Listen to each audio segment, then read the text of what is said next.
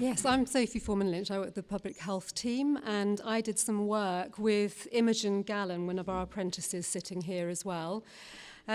We wanted to find out what frontline workers thought of what the experiences were of 0 to 5s. And so we did a number of different things to gather information.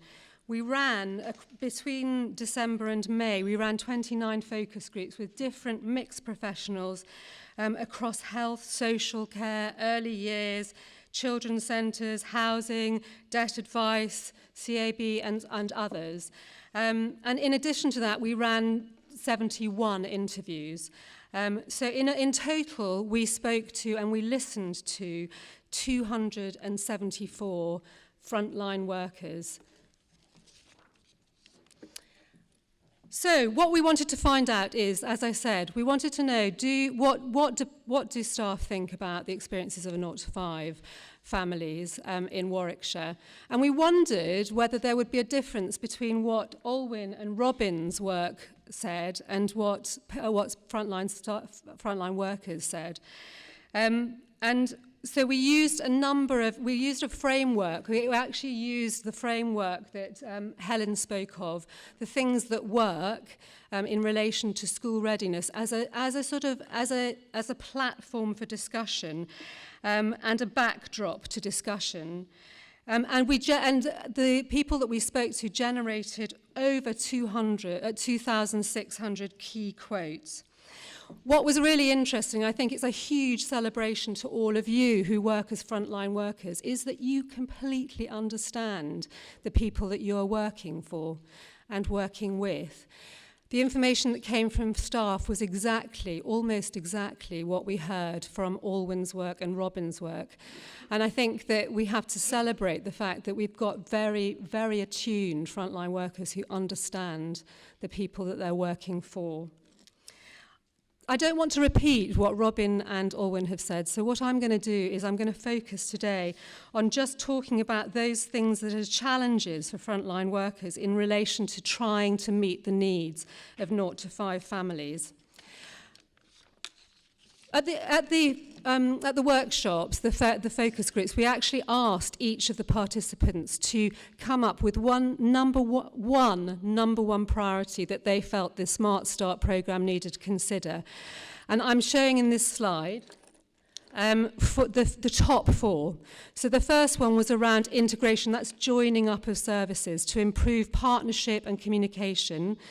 The second was actually, in terms of the quantity of discussion, this elicited the most discussion, and this was about parents needing opportunities to meet with other parents in groups and to be supported in developing peer relationships with others.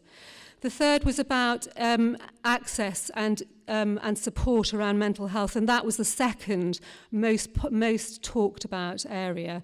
And the fourth was a very passionately talked about area, which was around the provision of family support workers.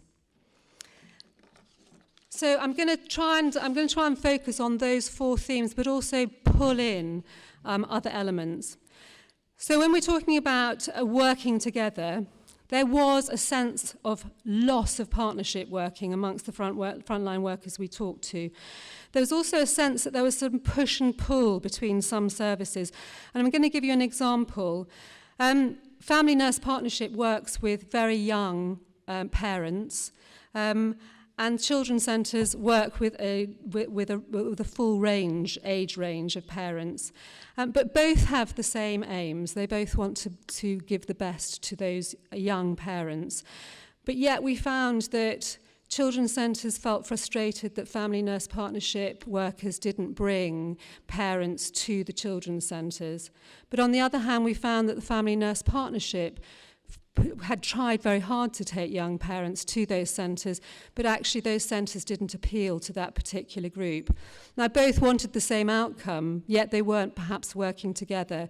And I think there was a sense that people protect themselves, and they work sometimes in silos, and that needs to stop. There was a discussion about does that sort of joint working work better when you're all sitting in the same building?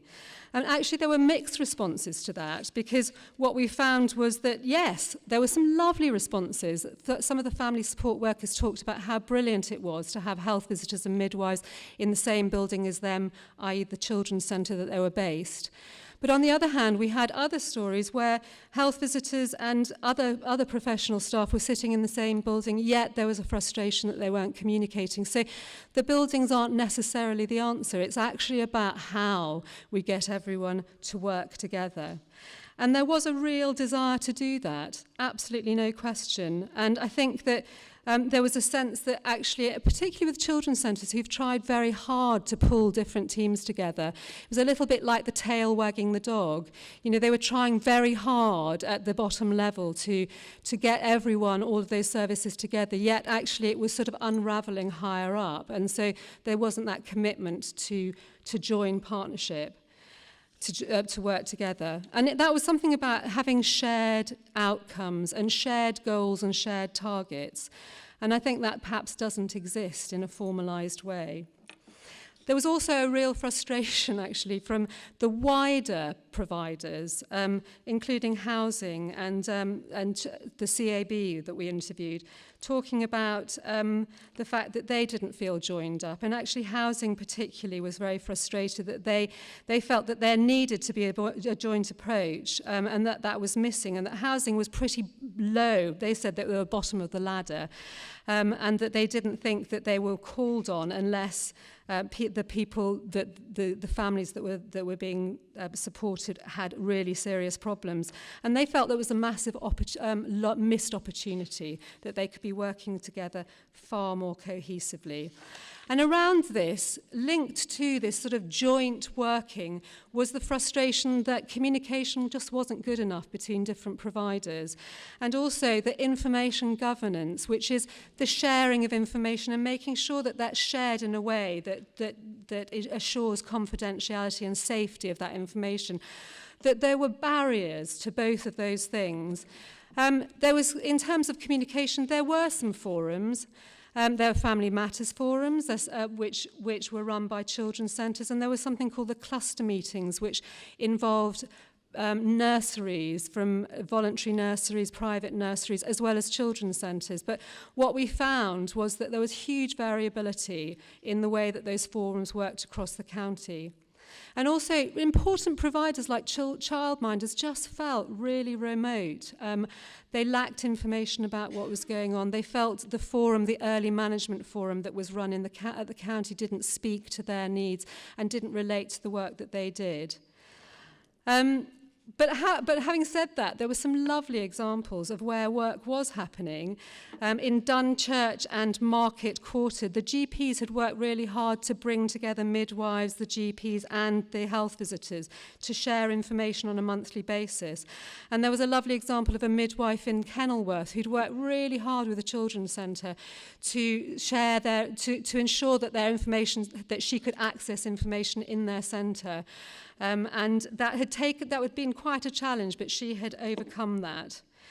Information governance, I know that you'll all be aware of this, but it was a huge frustration, particularly between children's centres and the health services.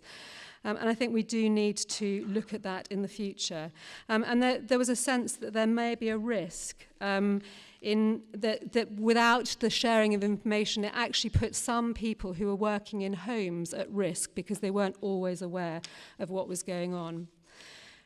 Pressure of targets came up very frequently. There was a sense that performance targets that all of these services had had created barriers to creativity and flexibility. And that those, particularly health visitors, talked about having to fulfill these targets, which meant then that they couldn't do the things that they knew were valuable. They knew that in the past they had run groups with parents and antenatally and postnatally, and that out of that they knew that there were families that were still meeting up now and that their children had bonded with each other too.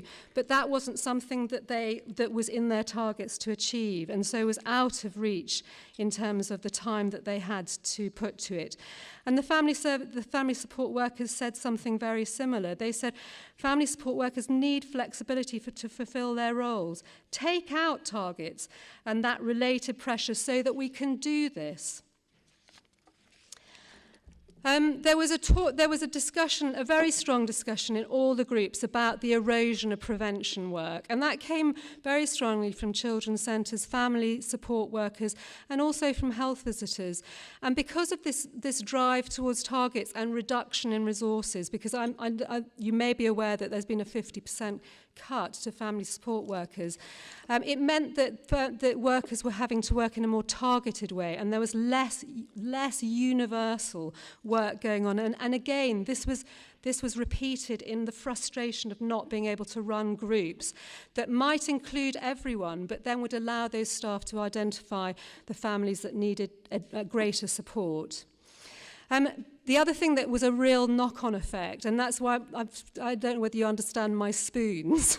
The spoons indicate social care. So social care is enormously overloaded and strained at the moment, which means then that the threshold, the cases that can be referred to social care, they have to be very high in terms of need, which means the next level down has to work with those families who perhaps in the past would have got support from social care, and that perhaps might be the health visitors.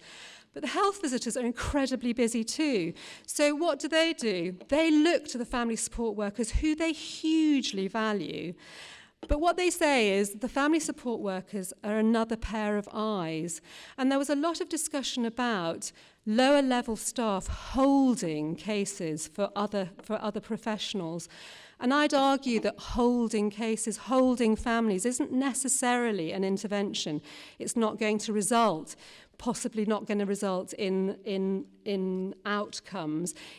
And I think there was a sense that everyone was just trying to tread water to keep going. Mental health came up as a really big area, and I've put a little ticking time bomb here. You can see the two quotes here. One of the head teachers said to me that 8 out of 10 of the children in her school with social, emotional and mental health problems had mothers who'd experienced mental health issues, and that was predominantly postnatal depression. But there was a real frustration that there wasn't enough support and services for parents. There were things out there, and actually the perinatal mental health pathway, which is a new service, was only just starting when I was working with the focus groups. But there was discussion about just not being able to access support when you needed it, and not being able to access it early enough. And the talk for the NHS talking therapies, there were discussions about waiting lists of up to 8 months. In terms of infants, I think you'll be aware that actually it's almost impossible for any children under the age of 5 at the moment to get into the CAMS service. And that really there isn't any... John talked earlier about attachment. If you look at children who are starting to display attachment problems, there really isn't anywhere to send them. And actually what happens is health visitors are having to hold on to those children, yet they don't feel confident to do so. And that comes on to the point of infant and parent mental health services. Again, that touches on the presentation that John gave earlier, which is the importance of working with the family unit and working with parents and their infants together, particularly those mothers who are starting to show postnatal depression. At the moment, those services are very limited. This is a very quick slide, actually, and I'm not going to talk about it, but it is to express the frustration of some of the staff around the cuts to special educational needs and disabilities. And this came out really strongly with the health visitors, who often felt that they didn't have anywhere to refer children to, and children who would have perhaps in the past been referred into services didn't reach a threshold because of the cuts to services. There are loads more. I can't tell you. There was so much to discuss, and we have a plethora of information that we will share with you in the future. But I think the important thing to say is that actually These professionals are really, really knowledgeable, and there was a sense that professionals really wanted to be involved in Smart Start and the way forward, and that they had a lot of wisdom to share. And I think the focus groups and interviews we ran were the first step to co-production with frontline professionals to look at the way we move forward. Thank you very much.